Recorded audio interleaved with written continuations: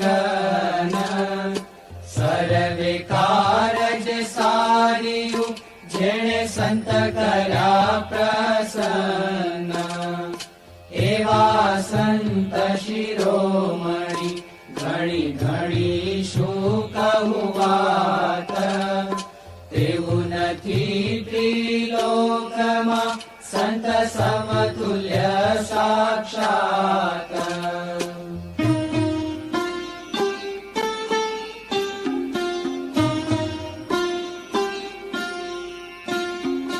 कामदुघा कल्पतरु पारस चिंतामणि चार